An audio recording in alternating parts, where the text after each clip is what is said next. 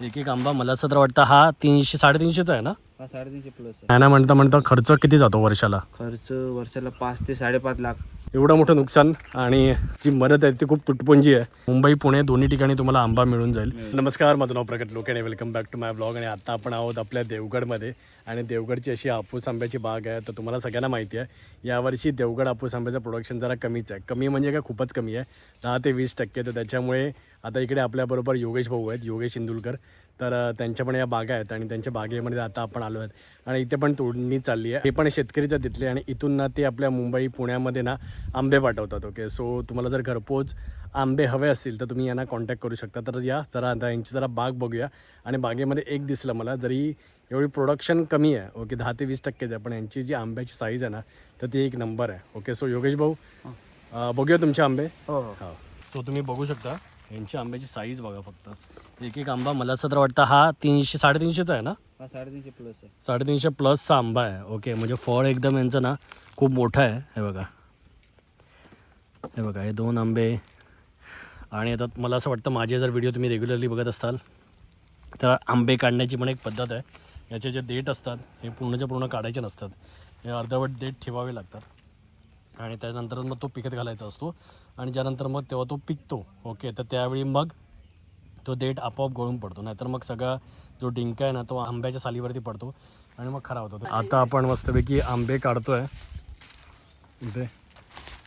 So ही जी कलमं आहेत त्याच्यामध्ये बघा, आता यावर्षी कसं आलं आहे की आलं तर एखादा कलम येतं आणि त्या एखाद्या कलमावरतीच आंबे आहेत, नाहीतर मग त्या झाडावरती आंबेच नाही आहेत, अशी काहीशी परिस्थिती निर्माण झालेली आहे. ओके, सो हा बघा, हा आता एक आंबा आला. ओके, सो असं झाडावरती वरती चढून आता जवळजवळचे होते ते त्यांचे ऑलरेडी काढून झालेले आहेत. आता वरचे ना ते काढत आहेत. सो खूप मेहनतीचं काम आहे तसं, तुम्ही बघू शकता. हो, नेपाळी माणूस, पण त्यांना आता चांगला मराठी बिराठी यायला लागला, मालवणी येऊक लागला. हां, सो बघा आता ते शोधत आहेत. ओके, तो बघा तिकडे एक आहे. ओके, बरेच आंबे आहेत तिथे. सो ॲक्च्युली बघा आता ते खालून त्यांनी ट्राय केली पण तो खालून निघाला नाही. कसं आहे, आंबा खाली पडता कामा नये. ओके, जर आंबा खाली पडला तर तो फुकट गेला. ओके, याचं सिम्पल लॉजिक आहे. कारण तो जर आपटलेला आंबा असेल तर तो जेव्हा पिकायला घालणार आपण तेव्हा तो खराब होऊन जाणार. Okay, so that is the reason. मग जर आंबा आपटला जमिनीवरती, त्याचा जर देठ तुटला मुळापासून तरीसुद्धा तो आंबा रिस्कीच असतो. म्हणजे आपटलेला आंबा तर ऑलमोस्ट फुकटच आहे, तो ते साईडला काढून ठेवतात. आता बघा तिकडे एक आंबा खाली पडलेला आहे, तर तो त्याने ऑलरेडी साईडलाच काढून ठेवलेला आहे. आणि याच्यामध्ये पण जो समजा एखाद्या आंब्याचा देठ ऑलरेडी तुटलेला असेल. ओके, सो हे बघा, सो आता जे लांबचे आंबे आहेत ना, आता याचा जर देठ प्रॉपर शाबूत आहे तर मग काय टेन्शन नाही. आपण या आंब्याची पण फळ साईज बघा. आता या आंब्याचा जो देठ तुटलेला आहे, ओके, तर याच्यातून तुम्ही बघू शकता डिंक बाहेर पडलं, तर ह्याला पटापट पुसून ठेवावा लागतो. ओके, आणि हा बघा आता इथे एक आंबा पडलेला, तर हा पडलेला आंबा आता इथे दाखवून दिला. ओके, तर त्याचा काय उपयोग नाही, तर तो आपल्या घरामध्ये वगैरे ठेवण्यासाठी ठीक आहे. जो आपण कस्टमरना आंबे पाठवतो तर ते आंबे आपण पडलेले आंबे पाठवत नाही. ओके, सो योगेश भाऊ आता तुमच्याकडे नाही म्हणता किती मुळे आहेत तरी अंदाजे 700-800 मुळे आहेत. 700-800 मुळे आहेत. ओके, सो मोठे आंब्याचे हे बागायती आहेत. ओके, सो यांच्याकडे भरपूर माल असतो, वेगवेगळ्या ठिकाणी यांच्या बागा आहेत कराराने. तो आंबे तुम्ही कच्चे पाठवता की पिकवून पाठवता? जनरली यंदा पिकेच पाठवणार आहे, कारण कच्चे पाठवणार तेवढं आंबाच नाही हां कच्चा पाठवण्यासाठी. हां आणि कच्चा पाठवल्याच्यानंतर डॅमेज झाल्याच्यानंतर कस्टमर परत म्हणणार की आंबा खराब झाला वगैरे हे ते. हां, सो पिकवून पाठवून. पिकूनच पाठवणार. योगेश भाऊ आंबा तर तसा आहे आपल्याकडे, ओके, अवेलेबल. तर मग कच्चा आपण नाही पाठवणार आहोत, सगळे पक्केच पाठवणार आहोत. ओके, सो आता जर मला एकदा प्रोसिजर सांगाल का की आपण हा आता कच्चा आंबा काढल्यानंतर तो इथे पिकायला किती वेळ लागतो आणि त्याच्यामध्ये काय काय करावं लागतं आपल्याला? हा आंबा तर इथे नेऊन शॉर्टिंग करणार, 5 डझन, 5.5 डझन, 4.5 डझन, हां 6 डझन या साईज वाईज. हां आणि त्याच्यानंतर मग तो आडीमध्ये पिकत घालणार. हां मग तो विदाऊट इथ्रिल हां वगैरे काय नाही, गवतामध्ये नॅचरल गवतामध्ये पिकत घालणार. ओके, तरी किती दिवस लागतात पिकायला? तरी इथे त्याला कलर येण्यासाठी तरी 7 दिवस जावे लागतात. ओके, 7 दिवसानंतर. 6-7 दिवस जावे लागतात. ओके, आणि काढल्याच्या नंतर हा आंबा मिनिमम 15 ते 16, 17, 18 दिवस राहतो. अच्छा, राहतोच राहतो. म्हणजे काढल्यापासून ते पिकत घालण्यापासून ते कस्टमरला दिल्याच्या नंतर हा आंबा मिनिमम 8 ते 10 दिवस राहतो. ओके, सो बघा, सो असा आपला कच्चा आंबा आहे आता. तर याला आता प्रोसेस करायला लागणार. जर तुम्ही इथ्रिलमध्ये वगैरे टाकलात ना तर आंबा एक 3-4 दिवसामध्ये पिकतो ना. हो 3-4 दिवसामध्ये पिकतो, पण खराब लवकरात लवकर होतो. खराब लवकरात लवकर होतो. खराब लवकर होतो. जर तुम्ही नॅचरल पद्धतीने पिकवला तर म्हणजे गवतामध्ये हा तो तर मग तो जास्त वेळ पिकायला पण घेतो आणि राहतो पण जास्त. राहतो पण जास्त वेळ. हां, हा म्हणजे त्याचा कालावधी जास्त वाढतो. कालावधी जास्त. नाही तर हा इथ्रेलचा आंबा हा 10 दिवसातच त्याचा खेळ समाप्त. हां ना. हो 10 ओके. दिवसामध्ये हां तो पिकतो 4 दिवसामध्ये, 4 दिवसात पुढचे 4 दिवसामध्ये तो लगेच हे होतो, डॅमेज होऊन जातो. हां. असं सो तसं काहीचं गणित आहे. पण आता जर कोणाला आंबा हवा असेल ओके तर तो आंबा आता ऑलरेडी आपला पिकत घातलेला आहे. हो आंबा आता ऑलरेडी पिकत घातलेला आहे, आजच घातलेला आहे, म्हणजे त्याला अजून नाही म्हटलं तरी 5-6 दिवस जावे लागतात. ओके तर आपला व्हिडिओ पण आता एक 5-6 दिवस रेडी व्हायला लागेलच. हो. ओके रिलीज व्हायला. तर तोपर्यंत मला असं वाटतं आपले आंबे सगळेचे सगळे रेडी असतील. रेडी असतील रेडी. ओके सो बघा आता एका झाडावरचे आंबे तर काढून झालेत. आपण आज चाललो होते दुसऱ्या झाडावरती आणि सगळं डिस्कशन आहे ना सध्याचं तर ते त्याच्यावरती आहे की बाबा एवढं जे आंबा बागायतदारांचं नुकसान झालेलं आहे तर त्याच्यासाठी सरकार काय करणार. ओके आता सरकारने काही मदत जाहीर केली आहे.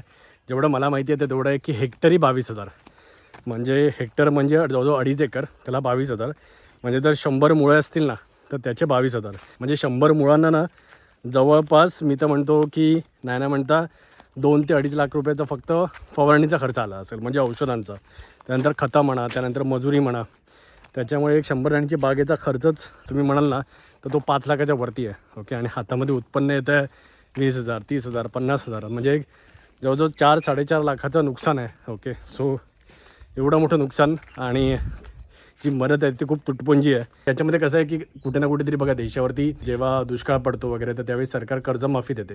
तर तसंच काहीशी कर्जमाफी किंवा तशी मदत आंबा बागायतदारांना मिळणं आवश्यक आहे. कारण स्पेशली जी औषधांची जो खर्च झाला आहे ओके तो वारेमाप झालेला आहे. कारण पहिला मोहर आला तर त्या मोहरावरती फवारणी झाली तर त्याचे पण फुकट गेला. दुसरा मोहर आला तो पण फुकट गेला.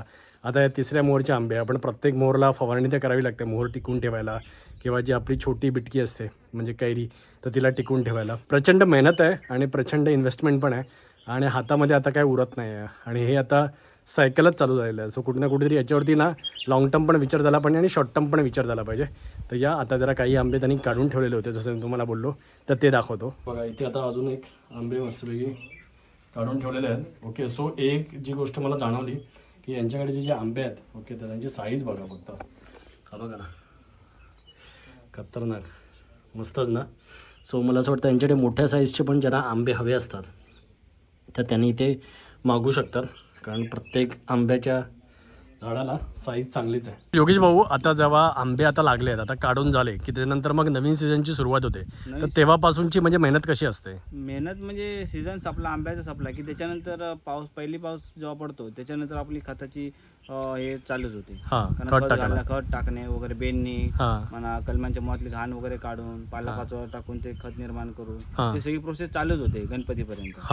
आणि त्याच्यानंतर गणपतीच्या नंतर उलटून गेल्याच्या नंतर 2 महिन्याच्या नंतर ऑक्टोबर नोव्हेंबर नंतर परत फवारणी चालू होते. सायकल चालूच राहते. हो फक्त मध्ये 1 महिना फक्त गॅप राहतो गणपतीची.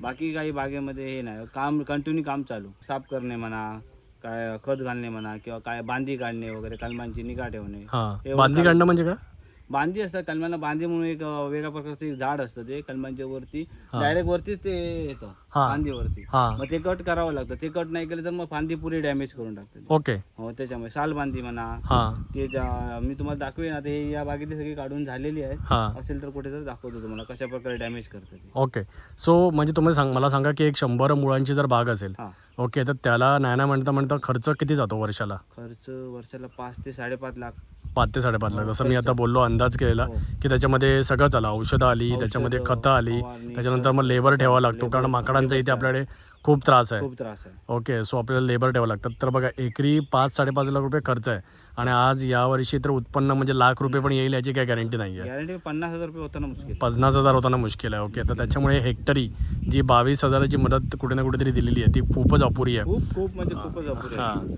आणि तर त्याच्यासाठी सरकारने विचार करणं कुठे ना कुठेतरी आवश्यक आहे. त्यामुळे आंब्यांची सध्या रेट जास्त आहे.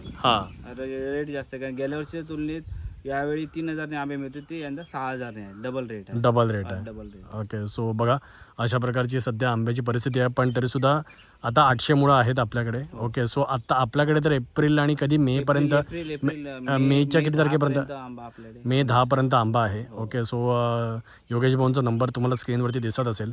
तर तुम्हाला जर पिकवून आंबा हवा असेल, आपल्याकडे पॅकिंग कसं असतं, 1 डझन 2 डझन, 2 डझन, हां, 5, 5.5 मोठे बॉक्स पण, मोठे बॉक्स पण. ओके, तर सगळ्या ह्याच्यामध्ये अवेलेबल आहेत कारण शेतकरीच आहेत ते, तर त्याच्यामुळे तुम्हाला ऑल ओव्हर मुंबई आपल्याला आंबा मिळेल. हो मुंबईमध्ये ऑल ओव्हर मुंबई आंबा, पुणे. हां, मुंबई पुणे दोन्ही ठिकाणी तुम्हाला आंबा मिळून जाईल.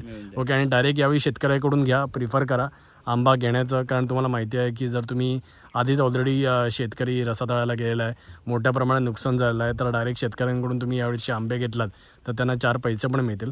Okay, so that is reason आपण हा व्हिडिओ पण बनवतो आहे. यावर्षी मी पण काय आंब्याचा बिझनेस करत नाही आहे.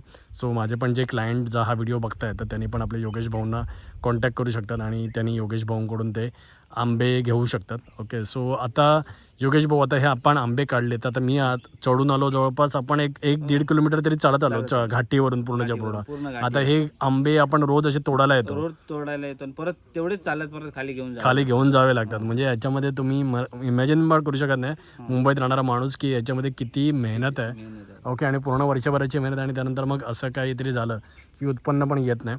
एनिवेज, सो आता आंबे तर आपले तिथे आता काढून झालेले आहेत. ओके, सो आता आपण खाली जाऊ आणि मस्तपैकी आंबे आता पिकट टाकू, आणि त्यानंतर मग ज्यांना पण हवी असतील तर ते स्क्रीनवरती नंबर दिसतील, ते योगेश भाऊंना कॉन्टॅक्ट करतील आणि लवकरात लवकर तुम्ही त्यांच्याकडून आंबे ऑर्डर करू शकता. तो मी तर तुम्हाला यावर्षी सजेस्ट करीन की बाबा, कोकणामधला जो देवगड आपला हापूस आंबा आहे तर त्यावेळी तुम्ही यावेळी तरी डायरेक्टली शेतकऱ्यांकडूनच घ्या, डायरेक्टली, म्हणजे कोणा मिडलमॅन समजा माझ्यासारखा पण नको, कारण मी पण यावर्षी बिझनेस करत नाही, कारण आंबाच एवढा महाग आहे. तर तुम्हाला जर मी मध्ये असलो तर मग अजून तो महाग पडेल, तर त्याच्यापेक्षा बाबा तुम्ही शेतकऱ्याकडून घ्या, तुम्हाला कम्पॅरेटिव्हली तो स्वस्त पडणार आहे. तर डायरेक्टली मी आता शेतकऱ्यांचाच नंबर तुम्हाला दिलेला आहे, तर त्याच्यावरती तुम्ही कॉल करा आणि शेतकऱ्याकडून चांगला पिकवलेला देवगड हापूस आंबा तुम्ही मुंबई आणि पुण्यामध्ये एन्जॉय करा.